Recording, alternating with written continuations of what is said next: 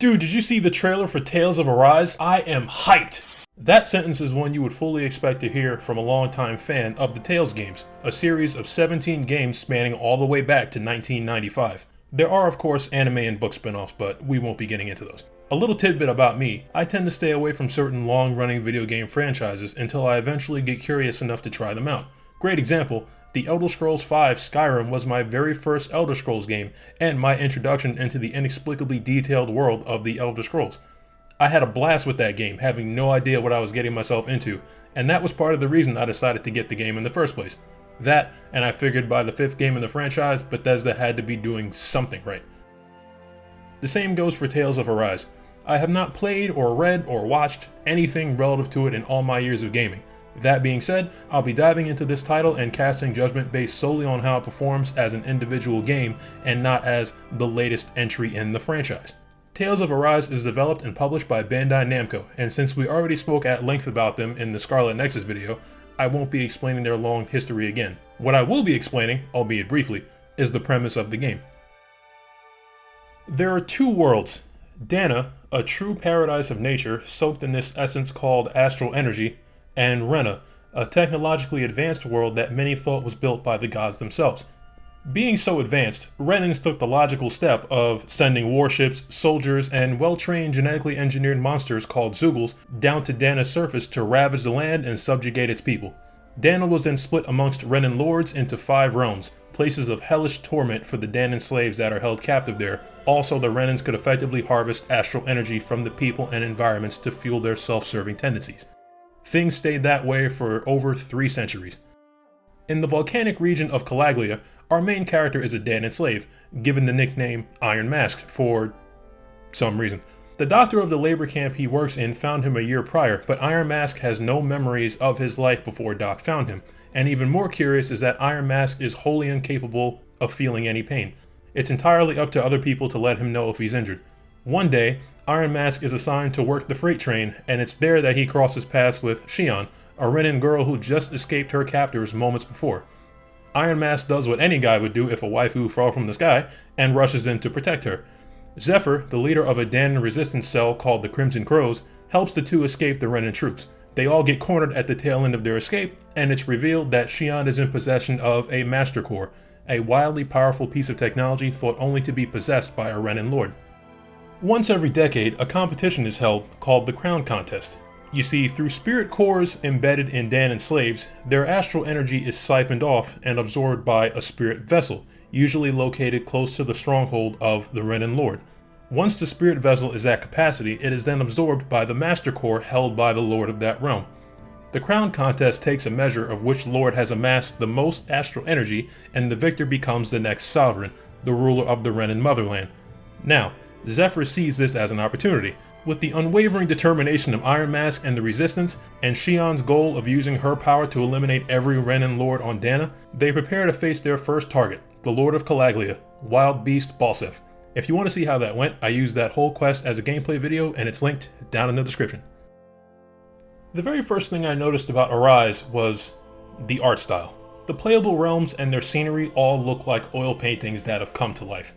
Each realm has a theme, and each theme has a color palette all its own. Calaglia, the first realm, is all iron structures, volcanic rocks, and clay dirt. Yet instead of looking boring or void of life, it's strangely vibrant. The same goes for the darkness-covered snowy peaks of Cyslodia. Almost every part of each region has a fast travel point for you to teleport to when you're feeling lazy. The playable areas are not gigantic, so running back and forth is not too inconvenient during those times in the story when fast travel is unavailable. But even so, each realm just breathes life to the point where I always take my time and explore the nooks and crannies of each area, looking for items, fighting everything for some extra experience, and searching for these owls that reward your thorough sleuthing with cosmetic items. Cosmetics are found under the outfits section of the game menu and mask over your actual equipment, as you would expect them to. The deluxe or ultimate editions of the game come with additional cosmetics for all playable characters, and when I saw the detail that went into them, I immediately felt my purchase was worth it. I mean, look at this one.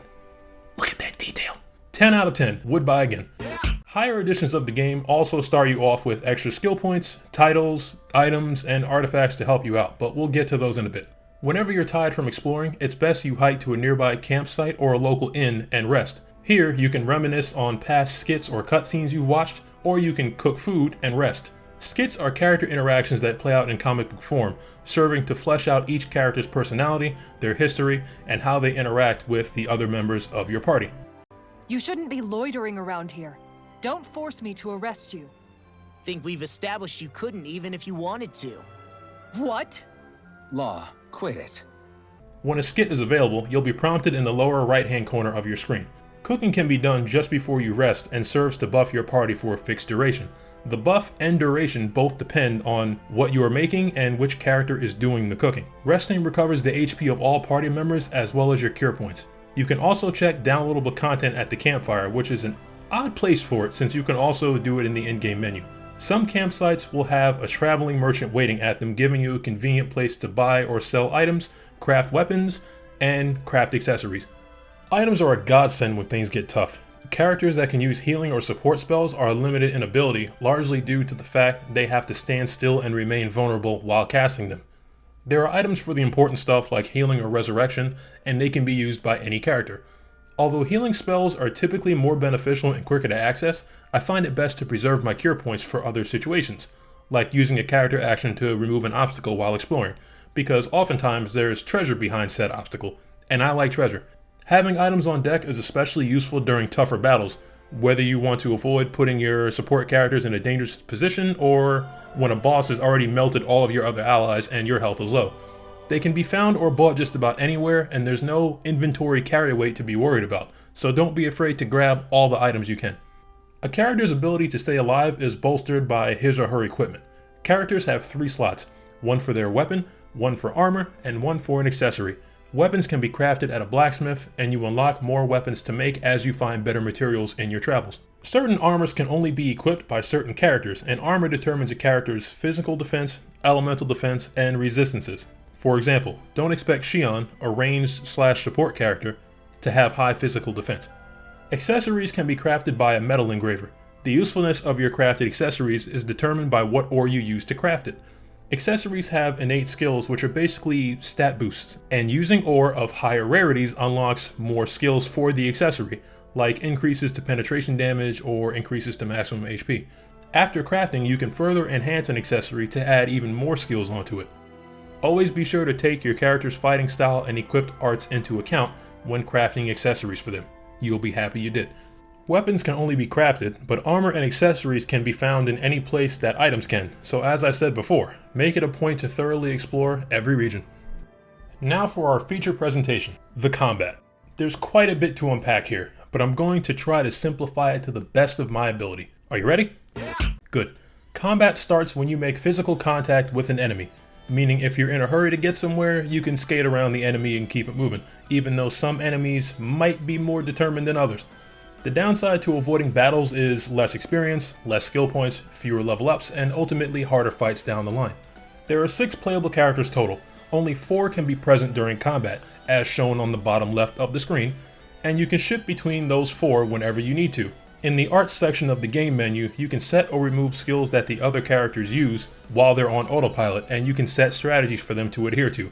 Strategies allow you to set specific parameters on how the characters will function under certain circumstances. For example, you can set the rule if character's health drops below 50%, then set whether or not they will use a healing item or call on an ally to heal or buff them, and then restrict how many remaining items or how many cure points they should stop at. You have damn near full control over how the AI works for you, so take advantage. Now, every character has basic attacks. Basic attacks are your standard method for dealing damage, and basic attack combos charge the arts gauge, which allows characters to instantly use their arcane or martial arts, arcane being the more resource draining of the two. Arts come in 2 forms, ground attacks and aerial attacks, and you can equip 3 of each when controlling a character. Characters you are not currently controlling can use every and any skills you've unlocked for them, unless you specify otherwise. Certain ground attacks will launch your character, the enemy, or both into the air, allowing for follow-up aerial attacks. Beating on enemies will eventually knock them down, especially fast if they have a weak point, and enemies will take increased damage while downed. Arts also have certain proficiencies that differ between the characters. Great example, Law has fist strikes, leg strikes, and spirit, 3 proficiencies unique to him. and continued use of leg strike arts will unlock more powerful leg strike arts. Along with arts, there are spells, but spells require a casting time, as well as the arts gauge. Arts or spells can also have elemental damage tied to them. Elemental weaknesses play a big part in damage, so don't go using an ice spell on an ice monster, because you'll be there all day. Unless you want to? I can't tell you how to live your life. Next, each character has a boost gauge alongside their icon on the lower left, and filling this gauge allows you to summon that character for a boost attack, an attack that's very useful in certain situations and varies between characters. Quick example, Shion's boost attack is a flurry of shots that instantly grounds any flying enemies it hits, leaving them open for punishment. The boost gauge fills automatically over time, but landing attacks make it fill faster, and boost attacks replenish the arts gauge, allowing the cycle of violence to continue unhindered. Then we have boost strikes. When you've been bullying one particular enemy for a good while, a diamond-shaped gauge will fill, and once it's maxed, the word strike appears on the enemy, letting you know it's high time to finish that enemy off for good. Last but not least, cure points. Support characters primarily use CP to cast healing spells on injured party members, while other characters use CP to clear special obstacles in the world that may be blocking treasure or alternate routes around enemies. Two last things to keep in mind about combat. 1. When dodging an enemy attack at the last second, you will perform a perfect dodge, which leads to a counter edge, basically a counter attack that, more often than not, will stagger the enemy. 2. If you use the same art repeatedly, meaning up to 4 consecutive times, every use after that 4th time will do less damage or lessen the primary effect of the art, like staggering. Always switch up arts and combos to do the most damage. If your head is spinning from all the combat mechanics we just went over, I understand. However, that's the funny thing, because with all that we just went over, battles against most normal enemies take maybe 30 seconds, with field bosses or actual bosses taking anywhere from 3 to 9 minutes. Not to mention the game does a good job of slowly introducing you to the mechanics of combat over the first couple hours, rather than dumping them all in your lap like I just did. So, to put a fine point on the combat loop, basic attack combos and boost attacks charge the arts gauge. The boost gauge charges automatically, but basic attacks and counter edges charge the boost gauge faster, allowing for more frequent boost attacks. Piling on damage between spells, arts, and boost attacks make it more likely an enemy will open up to a boost strike, which will finish the enemy off. Keep enemy elemental weaknesses in mind in order to end battles quickly. If you're in trouble, take a second to hit the menu to use an item, or do your best to protect your support characters while they cast healing spells. Completing battles will reward you with experience, money, and skill points. Of course, experience is for leveling up, and money is for buying stuff, but skill points are a little deeper than that. Fulfilling certain conditions or just reaching certain parts of the story will unlock titles. Titles are these emblems shown in a character's skill panel page. Each title has skills to unlock, the top one unlocking when you initially gain the title. Skills range from maximum arts gauge increases to giving the character increased aerial mobility like mid-air dodging and double jumps, or just unlocking new arts for that character to use. Each skill has a set cost, and if you don't currently have enough skill points to unlock a skill, you can set a reminder on it and the game will notify you whenever that character's skill points reach the necessary amount. As I said, skill points can be gained through battles, but a good portion of them will come from subquests, so make sure you do those whenever possible. In case you can't tell by now, I really like this game, but I wouldn't be doing my job if I didn't also bring up the issues that this game has. First and foremost, you can't pet the dog, and that makes me sad. As far as gameplay, everything is smooth for the most part, but I would say you may need to remap the controls because they don't feel, natural?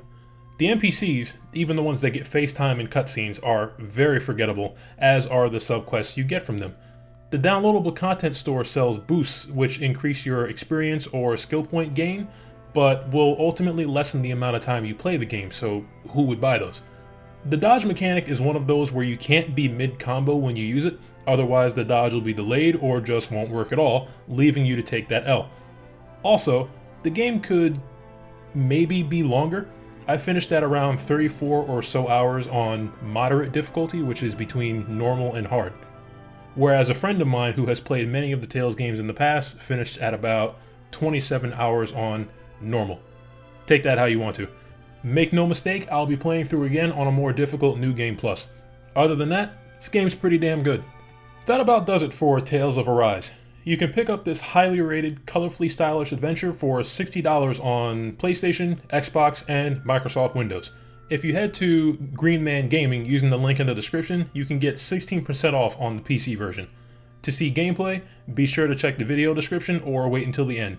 To try the game for yourself, there is a playable demo available now. As always, leave a like if you enjoyed the video. If you want to see more from us, be sure to subscribe and hit that bell icon to be notified of every new video we do. This has been Cygnus Jason, and I will catch you all on the game side. Later.